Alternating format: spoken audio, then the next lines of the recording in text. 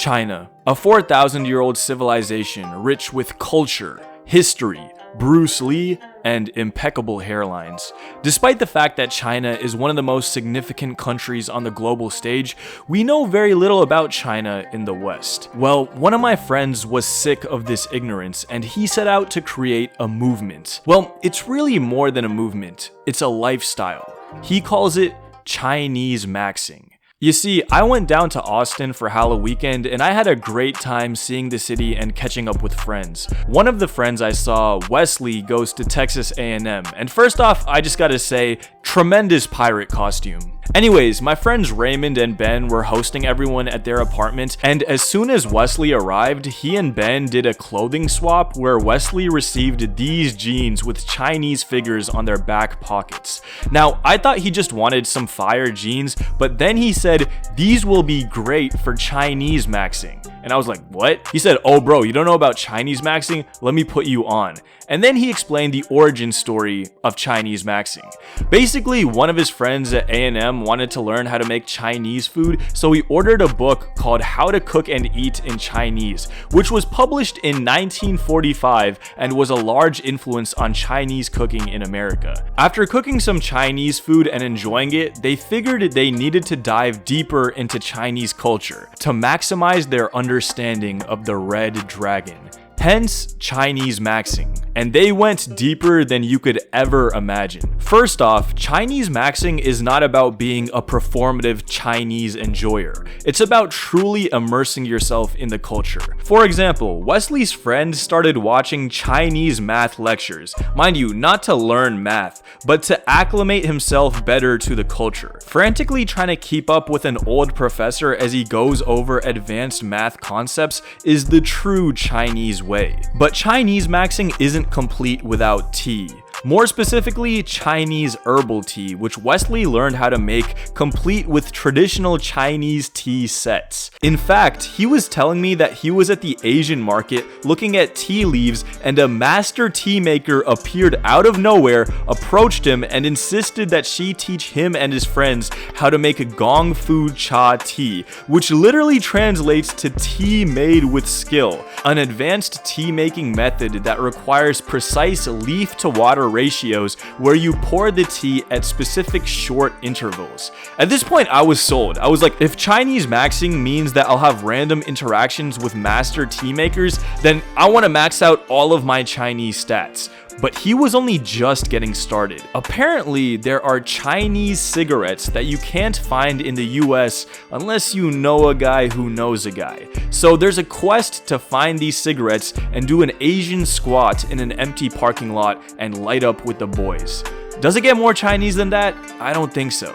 So go to your nearest Chinatown and ask around if you truly are serious about being a Chinese maxer. Mind you, he was telling me all of this in the first 3 hours of being at the apartment. We still had an entire trip ahead of us to Chinesemaxx, and Chinesemaxx we did. First off, Austin is known for thrifting, so we decided to hit up some thrift shops, so we all hopped into Wesley's car, and on the way over there, Wesley showed us the music he had been listening to as of late. First off, I just want to shout out that he had an original graduation CD from 2006 with a poster and exclusive album art. Like, that's crazy. Then he pulled out this.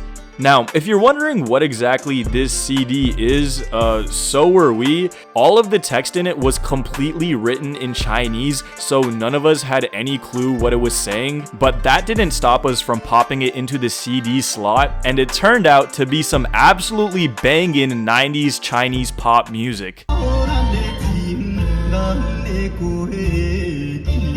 Like, we were parked on the side of the road waiting for one of our friends, and we all had our windows down, blasting the music. People were walking by us, staring at us as we were vibing out to Lei Chen. I had to Shazam it, but like, dude, the songs actually slapped. But then Wesley decided to switch it up, and he pulled out the big guns. I'm talking masterpieces by Gu Zhang Masters. This is like legit ancient Chinese music played with a Chinese zither. Again, I just want you to imagine 5 grown men sitting in a car silently vibing out to Fisherman's Song at Dusk by Cao Zhang. Again, that's the true beauty of Chinesemaxxing, that we can all sit around and truly vibe out to ancient music. Eventually, we arrived at the thrift store, and I thought that Chinesemaxxing had concluded for the day, but boy oh boy, we were just getting started. We first made our way to the book section because we were also bookmaxing, and a green book caught our eye because it had a gold BBL written on it. We were chuckling amongst ourselves at the BBL book until we turned it over to its side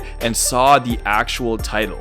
Legacies, a Chinese Mosaic. The BBL had enticed us, and we found a true gem. The opening page said, "For the Chinese people." As we flipped through it, we found out that it was a collection of real-life stories of various people throughout 20th century China. Wesley immediately knew he had to cop it, and then we walked over to the clothing section. And then, bam, I found my gem. The 2025 Year of the Snake Lunar New Year shirt. I'm not gonna lie, this has become one of my favorite t-shirts. The design is actually super sick and it pops out on the purple background. Immediately after the thrift store, we pulled up to the Austin Chinatown, and in one of the markets, I found packaged silkworms because I guess people eat silkworm apparently, and I took this glorious picture of me with the Lunar New Year shirt on, holding the silkworms. This image will go down in history as the moment I was truly inducted into the ranks of the Chinesemaxxers. Also, I just want to say that literally every package in there had a warning that said cancer and reproductive harm. Apparently this is a common thing. I just felt I should just leave this here because I thought it was interesting. My last moment of Chinesemaxxing during that trip was going to the Bamboo House in Austin with Raymond, Wesley, Ben, and Josh.